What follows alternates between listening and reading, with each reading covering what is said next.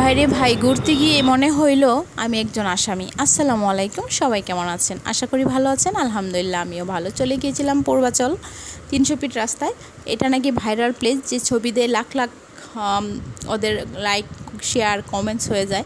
তো আসলে আমি যেদিন যাই আমার ভাগ্যটা এতই খারাপ যে আমি কি বলবো। ওই দিন আইন ব্যবস্থাটা মনে হয় একটু বেশি ছিল। আমি একটা জায়গা দাঁড়ায় যে ভিডিও করব, ছবি উঠাবো, এই সুযোগটুকু মানে পাওয়া যাচ্ছিল না। আসলে চুরি করে কিভাবে এগুলা করা যায় আমি জানি না। আমি কখনো চুরির সাথে ইনভলভ নই।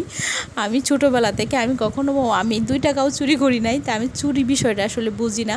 কিন্তু ওইখানে যাওয়ার পর আমার কেন জানি মনে হলো যে আমি একটা বড় আসামি হয়ে গিয়েছি। যেখানেই যাচ্ছি সেখানে আমি মানে তারা দিচ্ছে। আসলে এখানে আমি না, ওই দিন যারা গিয়েছিল সবাই এই অবস্থায় পড়ছিলেন। আইনের প্রতি শ্রদ্ধা রেখেই বলছি, আসলে জায়গাটা অনেক রিস্ক, সবারই আসলে মেনে নেওয়া উচিত।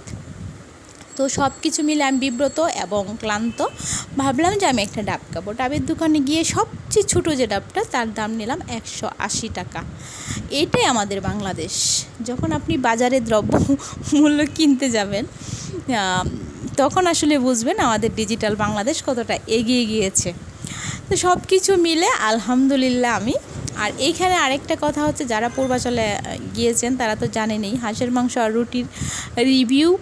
আমি আসলে হাঁসের মাংস আর রুটির রিভিউ এত বেশি দেখছি এখানে, যে বাসায় হাঁসের মাংসটা কেউ আমি টেস্ট পাচ্ছিলাম না, যে কখন যাব, কবে যাব, গিয়ে ওইখানে হাঁসের মাংসটা খাবো। তো সব কিছু মিলে ওই দিন আসলে হয়ে গিয়েছিল। আর অর্ডার করলাম হাঁসের মাংস আর রুটি। আলহামদুলিল্লাহ ভালো ছিল। পরিবার নিয়ে ঘোরার মতো জায়গা একটা। পরিবার নিয়ে আসলে ঘরোয়া পরিবেশে খাবার খাওয়ার একটা প্লেস। এই দিকতে আমি খুবই স্যাটিসফাই, খুব ভালো লাগছে আমার। আর এখানে আরেকটা হচ্ছে, আপনি মাছও খেতে পারবেন, একদম কিনে মাছটা ভেজে তারপরে খেতে পারবেন। এই বিষয়টা আমার কাছে ভালো লাগছে অনেক। কিন্তু আমি হাঁসের মাংস পছন্দ করি বিধায় আমি হাঁসের মাংস আর রুটি খাচ্ছিলাম।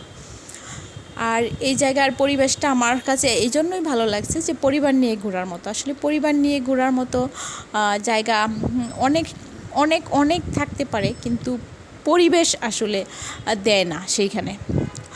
কিছু নোংরা পরিবেশ ঢুকে যায়, সেই জন্য আর পরিবার নিয়ে ঢোকা যায় না। আসলে এটা আমার আসার সময় ভিডিও দেখেন, পুলিশ ভাইরা ঠিকই ছবি ভিডিও করতেছে, সাধারণ জনগণের কতটা হয়রানি।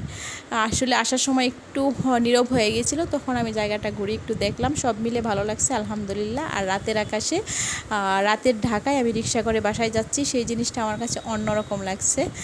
আর আসার সময় গাড়ি দিয়ে গিয়েছিলাম। তো আমার ভিডিওটি যদি ভালো লাগে লাইক, শেয়ার, কমেন্টস করে দিয়েন। আল্লাহ হাফেজ, আসসালামু আলাইকুম।